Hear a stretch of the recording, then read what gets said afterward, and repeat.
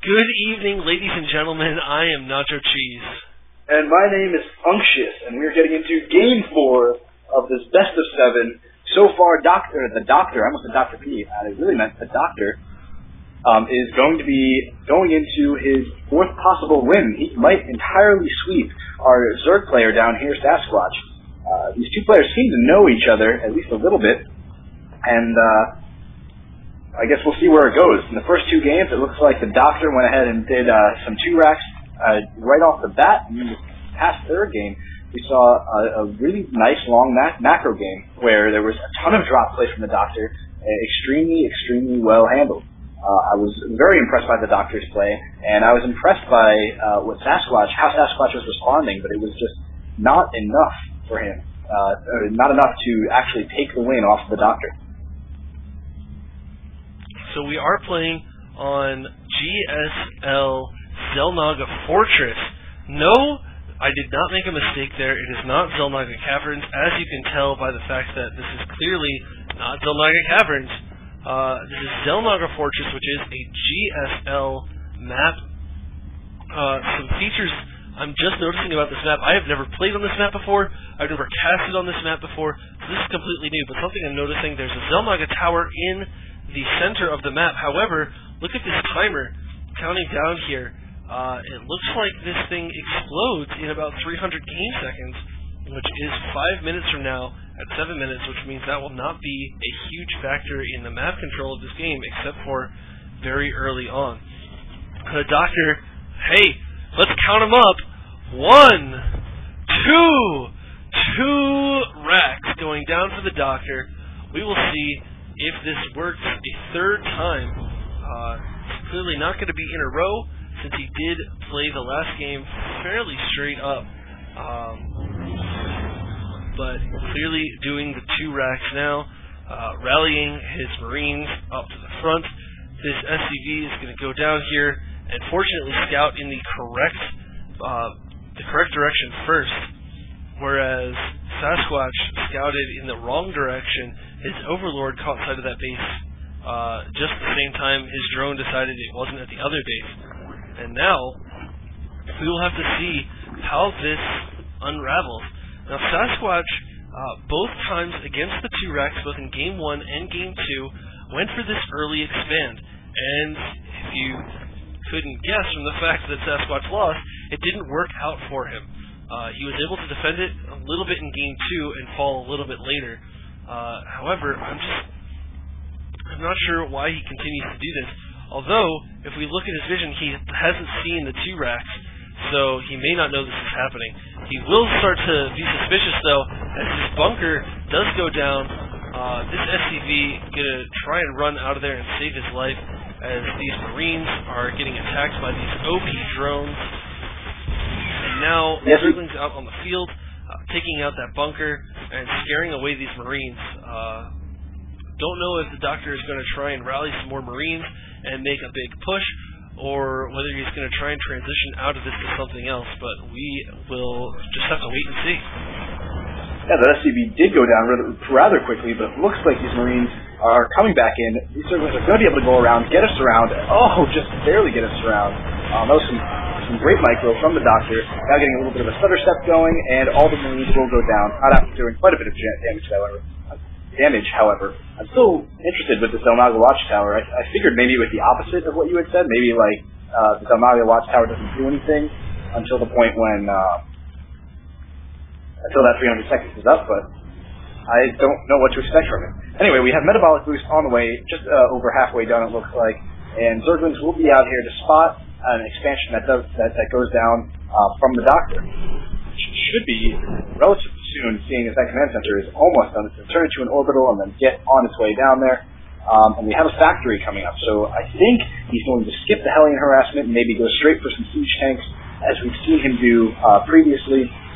But now, it looks like Sasquatch has both of his bases up at this point. I think it might be, there's very little harassment that can be done at this point, unless he gets unless Sasquatch gets a Baneling nest and goes for a really early Baneling bust. But that doesn't look like what's going to happen. Right now, he just wants to drone up, get into his comfort zone, and then from there, maybe take a third.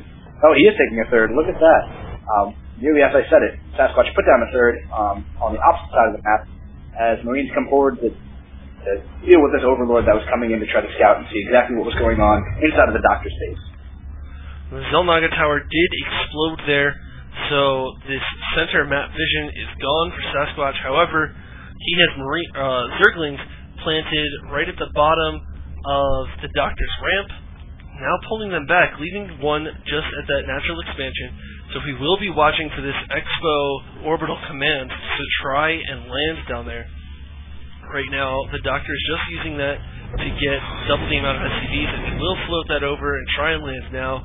He's going to be sour because that giant command center cannot take out that Zergling, but those Marines can. So those Marines will kill that Zergling and allow that orbital command to land, and so the Doctor will be up on 2 bases, 2 Sasquatches, 3 bases, once this hatchery finishes in 4 seconds. I think the guy driving the orbital is a little bit of a pacifist. Like he's just a tech guy. All he wants to do is just take scans. He's an intel guy. He just wants to give information about what's going on in the field. He refuses to squish a single Zergling with his massive Megatron command center, orbital command. Now we do see this tank sieged up right out on this cliff. It's going to have perfect map control, nice little radius here over which the Zerg player is not going to be able to go in. He's running all these Zerglings forward. One goes out just to see if there's a tank up, and it does get taken out nearly immediately. Now we do see melee attacks +1 coming out for our Zerglings, and we do have +1 weapons coming out for our Marines while Stim is on its way.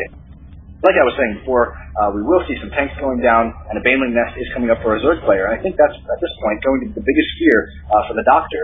Those Banelings are going to be able to get in and do a lot of damage. But they do, the Marines do have Stim at this point. They should be able to stutter stuff away pretty efficiently, and I'm sure Doctor has enough control to be able to get a really nice spread on those Marines. It looks like all the tanks are moving down, and they will be moving out.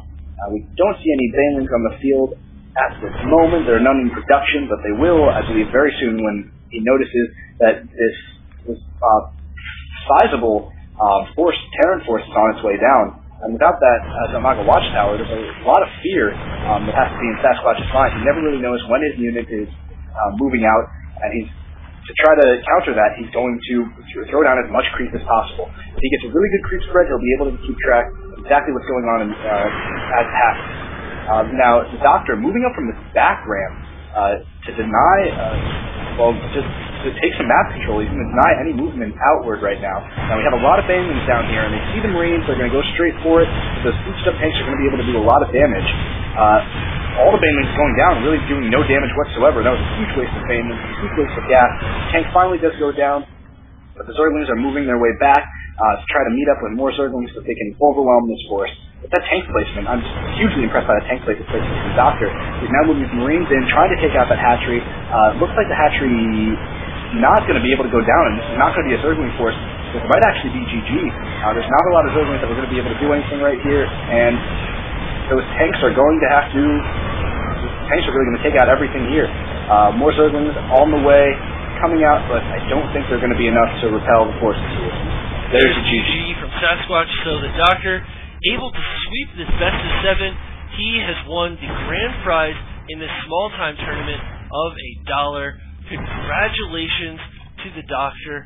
Congratulations to Sasquatch, who, to be honest, though he did not win a game in this series, still played very well. He had a very close game both in Game 2 and Game 3, fell a little bit to the early pressure in Games 1 and 4. But these players are both Masters-level players, a lot better than me. So, very impressed by their play. Thanks so much to Sasquatch for playing so far. Thanks so much to everyone watching and playing in the earlier rounds of the tournament. And, of course, once again, congratulations to the Doctor. This has been the small-time tournament. We will be back next week to offer you more games, more fun, more casting. Until next week, I am Nacho Cheese.